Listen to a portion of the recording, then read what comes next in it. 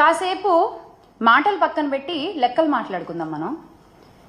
ఎందుకంటే ఆడబిడ్డ నిధి అని మీరు చెప్పినటువంటి 18 ఏళ్ళు నిండిన ప్రతి మహిళకి నెలకి 1500 అని చెప్పారు మీరు. 18 ఏళ్ళు నిండిన వాళ్ళు దాదాపుగా 2.7 కోట్ల మంది ఉన్నారు మన రాష్ట్రంలో. ఈ 2.7 కోట్ల మందికి మీరిస్తానన్న లెక్కే 1500 చొప్పున, ఏడాదికి 18,000 చొప్పున, మొత్తం 37,313 కోట్లు. ఇది ఒక లెక్క. తల్లికి వందనం దగ్గరికి వస్తే మొత్తం 83 లక్షలు, అంటే నెంబర్ ఆఫ్ స్కూల్స్ అండ్ స్కూల్కి వెళ్ళేటువంటి పిల్లలు 83 లక్షల మంది ఉన్నారు. అలాగే ఒక స్టూడెంట్కి 15,000 అన్నారు, మీరే అన్నారు, నేనేమనట్ల, 15,000 అని మీరే అన్నారు. ఆ లెక్కన మొత్తం 12,450 కోట్లు. ఇక మీరు ఇస్తానన్న దీపం పథకం, బాబోయ్ అసలు దీని గురించి అయితే ఖచ్చితంగా మాట్లాడుకోవాలి మనం. ఈ దీపం పథకం కింద అసలు మొత్తం ఎల్పిజి గ్యాస్ కనెక్షన్ ఉన్న వాళ్ళు మన రాష్ట్రంలో 1,54,47,061 మంది. ఓకే, మీరు ఇస్తానన్నది 3 సిలిండర్లు ఏడాదికి. ఒక సిలిండర్కి ఎంత అన్నారు? 1,000 రూపాయలు అన్నారు, అవునా? ఆ లెక్కన సంవత్సరానికి 3,000 అయింది. అప్పుడు ఇంతమందికి 1,54,47,061 మందికి ఎంత అవుతోందండి సంవత్సరానికి? ఈ దీపం పథకం కింద 4,115 కోట్లు కావాలి. 4,115 కోట్లు. కానీ మీరు ప్రవేశపెట్టింది 800 చిల్లర. అంటే మీరు ఒక్కొక్కటే ఇద్దామనుకున్నారా?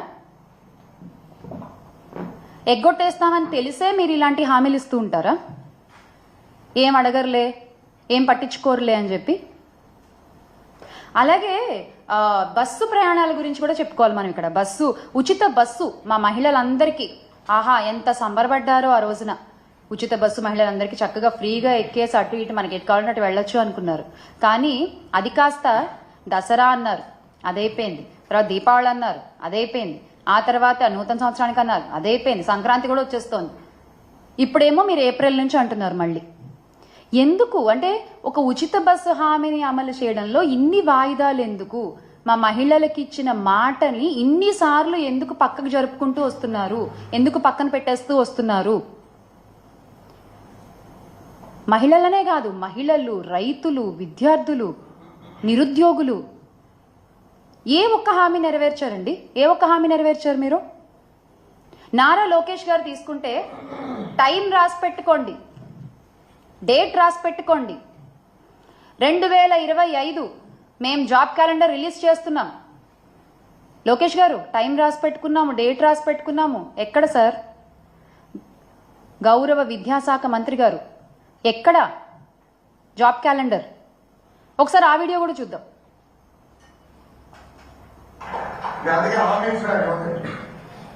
తెలుగుదేశం పార్టీ అధికారంలోకి వచ్చిన మొదటి సంవత్సరం అంటే 2025 జనవరి నాడు జాబ్ క్యాలెండర్ మేము ప్రకటిస్తాం. ఎన్ని ఉద్యోగాలు, ఎప్పుడు ఎగ్జామ్లు అవుతాయి, ఎప్పుడు ఇంటర్వ్యూలు అవుతాయి, ఎప్పుడు ఆఫర్ లెటర్ వస్తాయి, చాలా స్పష్టంగా జనవరి 1, 2025 మేము ఇస్తాం. సో ప్రభుత్వ ఉద్యోగాలు ప్రతి సంవత్సరం జాబ్ క్యాలెండర్ మేము ప్రకటిస్తాం. ఎన్ని ఉద్యోగాలు ఉంటాయి, ఎప్పుడు ఎగ్జామ్లు అవుతాయి, ఎప్పుడు రిక్రూట్మెంట్ లెటర్ వస్తుంది, ఇవన్నీ పక్కన పెడితే అసలు ఎప్పుడు ఈ హామీ వస్తుంది అని ఎదురు చూస్తున్నారు నిరుద్యోగులందరూ, రాష్ట్రంలో ఉన్న యువత అందరూ. యువగళం అంటూ నిరుద్యోగ భృతి 3,000 అంటూ మీరు చేసిన ప్రచారం ఎంతమంది యువతలో ఆశలు రేకెత్తిచ్చిందండి? ఈ రోజున ఆశలన్నీ నీరుగారిపోతున్నాయి. అలాగే మహిళా సంక్షేమం గురించి మీరు చెప్పినటువంటి మాటలు అసలు 1 కాదు 2 కాదు నిజంగా. అంటే ఇన్ని మాటలు చెప్పొచ్చా? ఇంతలా నమ్మించొచ్చా?